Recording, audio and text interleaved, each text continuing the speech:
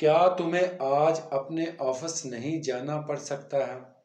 अब यहाँ पर देखें, मैं आपको पहले बता चुका हूँ कि जिस सेंटेंस के शुरू में क्या होगा तो फिर ये पेटेंट बात है कि वो सवालिया फिक्रा है उर्दू में। तो हमने करना क्या है, इससे पहले मैं आपको मे हैव टू का इस्तेमाल करते हुए पॉजिटिव सेंटेंस भी बता चुका हूँ, नेगेटिव भी बता चुका हूँ, इंटेरोगेटिव भी बता चुका हूँ और आज बात करते हैं इंटेरोगेटिव प्लस नेगेटिव की। तो इस सेंटेंस में ये सवालिया फिक्रा भी है और इसमें नफ़ी भी बात की पाई जाती है। और यहाँ पर देखें पढ़ सकता है, यहाँ पर ये जो पढ़ है, पढ़ना जैसे कि ठीक है, ये कंपल्शन को ज़ाहिर करता है और जो सकता है ये आपको मैं बता चुका हूँ कि इम्कान को ज़ाहिर करता है। तो अब हमने इसको उर्दू से इंग्लिश में किस तरह से ट्रांसलेट करना है। हमने सेंटेंस को सवालिया करने के लिए मे को हम शुरू में लाएंगे, उसके बाद हमारा प्रोनाउन होगा वो है तुम्हें या आप, यू, उसके बाद हमने नॉट का इस्तेमाल करना है और फिर हम हैव टू का इस्तेमाल करेंगे। तो उसके बाद वर्ब फर्स्ट फॉर्म होगी गो टू और उसके बाद जो है लास्ट पे हमारा आ जाएगा ऑब्जेक्ट। ऑब्जेक्ट है इसमें ऑफिस, तुम्हारा ऑफिस या अपना ऑफिस, योर ऑफिस हो गया और यहाँ पर लास्ट पे हो गया टुडे क्वेश्चन मार्क। जब भी सवालिया सेंटेंस आप लिखने लगे तो अपने जहन में रखना है कि आपने क्वेश्चन मार्क का इस्तेमाल करना है। पूरा सेंटेंस इस तरह से हो गया, may you not have to go to your office today. क्या तुम्हें आज अपने ऑफिस नहीं जाना पड़ सकता है। एग्जाम्पल नंबर 2, क्या उसे मुश्किल का सामना नहीं करना पड़ सकता है। बिल्कुल इसी तरह से सेंटेंस है, सिर्फ हमने जो गौर करना है वो मैं आपको पहले ये इसका ट्रांसलेट करता हूँ इंग्लिश में, फिर आपको बताता हूँ। क्या उसे मुश्किल का सामना नहीं करना पड़ सकता है, क्वेश्चन मार्क लास्ट पे। May he not have to face difficulty, question mark. अब जो समझने वाली बात है ये बिल्कुल उसी तरह से है। यहाँ पर जो प्रोनाउन है यू है ये प्लूरल में शुमार होता है प्रोनाउन में, और जो ही है ये सिंगुलर में होता है। ये बात समझने वाली है। मे उसी तरह से, यहाँ पर भी मे उसी तरह से। यहाँ पर जो प्रोनाउन है वो यू है, यहाँ पर ही है, हमने ही का इस्तेमाल किया। उसके बाद नॉट, यहाँ पर भी नॉट। और आपके जहन में ये आ रहा होगा कि ही के साथ तो हम हैज़ का इस्तेमाल करते हैं। मिसाल के तौर पर he has a book, he has a pen. तो बिल्कुल ऐसा ही है, जितने भी हमारे सिंगुलर होते हैं प्रोनाउन उनके साथ हम हैज़ का इस्तेमाल करते हैं एज ए मॉडल वर्ब या इमदादी फेल। लेकिन जब मे के बाद हम इस्तेमाल करेंगे इसको मजबूरी के तौर पर, तो फिर हैज़ का इस्तेमाल नहीं करना बल्कि हैव का इस्तेमाल करना और उसके बाद टू। ये इसी तरह से जैसे हम फ्यूचर परफेक्ट में या फ्यूचर परफेक्ट कंटिन्यूअस टेंस में हमारे जितने भी प्रोनाउन होते थे उसके बाद हम विल और शैल के बाद हैव का इस्तेमाल करते थे, हैज़ का नहीं करते थे। तो उसी तरह से यहाँ पर भी हैव का ही इस्तेमाल करना है, क्योंकि यहाँ पर दो जो मॉडल वर्ब हैं वो दो हो गए हैं। एक हो गया है मे और दूसरा है हैव। तो जो हम फ्यूचर के हवाले से बात करते हैं वहाँ पर भी हम दो का इस्तेमाल करते थे। किस में, फ्यूचर परफेक्ट में और फ्यूचर परफेक्ट कंटिन्यूस टेंस में विल या शैल, उसके बाद हम हैव का इस्तेमाल करते थे। तो फिर इसीलिए हमने यहाँ पर हैज़ का इस्तेमाल नहीं करना, क्योंकि यहाँ पर दो जो हैं वो मॉडल वर्ब्स हैं। तो उसके बाद है to, verb first form face और लास्ट पे डिफ़िकल्टी, मुश्किल, question mark. May he not have to face difficulty. और आपने ये मे या कैन, ये दोनों मॉडल वर्ब्स हैं। जब इनको इस्तेमाल करते हैं, ये पहले मैं अलहदा से वीडियोज़ भी वैसे बना चुका हूँ, अगर आपने देखना हो तो आप जो है इस चैनल को सब्सक्राइब करके मुकम्मल तफसील से वो पढ़ सकते हैं। तो फिर हमने एस या ई एस का इजाफा नहीं करना जैसे हम प्रेजेंट सिंपल में करते थे। ही शी इट या सिंगुलर प्रोनाउन के साथ, नेम के साथ हम ही शी इट के साथ एस या ई एस का इजाफा करते थे वर्ब की फर्स्ट फॉर्म के बाद। लेकिन यहाँ पर मे और कैन के साथ हम ऐसा कुछ नहीं करेंगे। तो मे हैव टू का इस्तेमाल है वो होता है प्रेजेंट के हवाले से, प्रेजेंट टेंसेस में। और जो माइट हैव टू है, अगर बात हम माजी में करें यानी जो है माजी की बात हो गुजरे ज़माने की, तो फिर हम मे की बजाय माइट का इस्तेमाल करते हैं।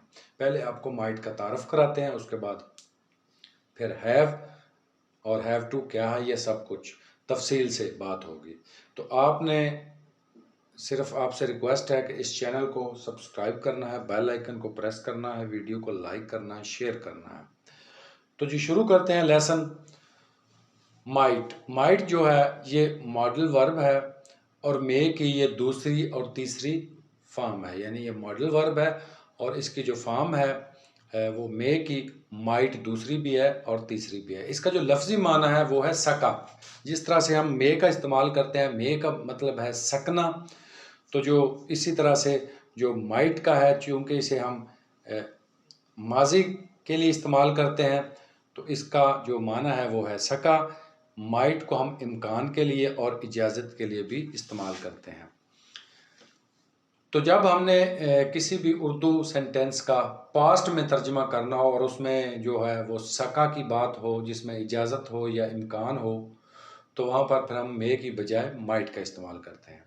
हैव टू, हैव आपको पता है, मैं पहले तफसील से बता चुका हूँ कि अगर सिर्फ हैव हो तो ये मॉडल वर्ब है और ये वर्ब भी है। इसके मानी जब वर्ब के तौर पर इसे इस्तेमाल करेंगे तो इसके मानी होंगे पास रखना। मॉडल वर्ब ये इस्तेमाल होता है कहाँ पर होता है, जितने भी जो परफेक्ट टेंसेस हैं, खा वो प्रेजेंट के हों या फ्यूचर के हों, वहाँ पर हम हैव या हैज़ का इस्तेमाल करते हैं एज ए मॉडल वर्ब। और इसी तरह से जो हैव की दूसरी और तीसरी फॉर्म हैड है, उनका इस्तेमाल हम करते हैं पास्ट परफेक्ट में और पास्ट परफेक्ट कंटिन्यूअस टेंस में। तो जब हैज़ या हैव जो कि मॉडल वर्ब हैं, इनमें से किसी एक के साथ यानी इनका इस्तेमाल करते हो, उसके बाद हम टू का इस्तेमाल करते हैं, तो फिर इसके माने बदल जाते हैं। फिर हैव टू का मतलब होता है मजबूरी या कंपल्शन के ये माने देता है। तो आगे एग्जाम्पल्स हैं, एग्जाम्पल्स के थ्रू आपको अच्छी तरह से समझाता हूँ। नंबर 1 एग्जाम्पल, तुम्हारी वजह से हमें भारी कीमत चुकाना पड़ सकती थी। अब यहाँ पर देखें थी का इस्तेमाल है, तो ये पास्ट का सेंटेंस है उर्दू में। तो आपने इस हिस्से पर गौर करना है, चुकाना पड़ सकती थी। अब यहाँ पर देखें पढ़ना, मिसाल के तौर पर उसे जाना पड़ सकता था, इसी तरह से उसे जाना पड़ा, तो उसमें कंपल्शन है। तो अगर आप सिंपली हो उसे जाना पड़ा, उसे काम करना पड़ा, तो फिर आप लेसन नंबर 42 को टच करेंगे। उसमें तफसील से मैंने हैड टू का इस्तेमाल बताया है और 42 में मैंने हैव टू और हैज़ टू का इस्तेमाल बताया है। जो लेसन इसी चैनल में है, वीडियोस हमारी लेसन जो हैं 42 और 43, उसको देखेंगे तो आपको अच्छी तरह तफसील से समझ आ जाएगी। लेकिन अगर सेंटेंस में मजबूरी भी हो और इम्कान भी हो, सकना के माने यहाँ पर देखें, दोबारा मैं रिपीट करता हूँ उर्दू में, तुम्हारी वजह से हमें भारी कीमत चुकाना पड़ सकती थी। तो जब इसको इंग्लिश में ट्रांसलेट करेंगे तो कैसे करेंगे? माइट का इस्तेमाल करते हुए पहले इस सेंटेंस को ट्रांसलेट कर लेते हैं, उसके बाद फिर मैं आपको समझाता हूँ। वी माइट हैव टू पे a huge price because of you. अब यहाँ पर देखें, सबसे पहले हमने देखना है इस सेंटेंस में, उर्दू के सेंटेंस में, कि इसमें जो फाइल है, सब्जेक्ट है, काम करने वाला, वो क्या है। वो यहाँ पर वी जो है as a pronoun, as a subject यहाँ पर उसका इस्तेमाल है। उसके बाद फिर हमने माइट का इस्तेमाल करना है ये सकना के लिए। मैं आपको पहले बता चुका हूँ कि इसको माइट को हम माजी में इस्तेमाल करते हैं, इसका मतलब है सका। उसके बाद फिर हमने हैव टू का इस्तेमाल करना है और उसके बाद वर्ब फर्स्ट फॉर्म होगी पे, अदा करना या चुकाना। और उसके बाद फिर यहाँ पर जो ऑब्जेक्ट होगा वो होगा, वो ऑब्जेक्ट इसमें है ए ह्यूज प्राइस, एक भारी कीमत। आगे फिर आ गया आपकी वजह से या तुम्हारी वजह से, बिकॉज ऑफ यू। तो हमने करना क्या है, सबसे पहले हम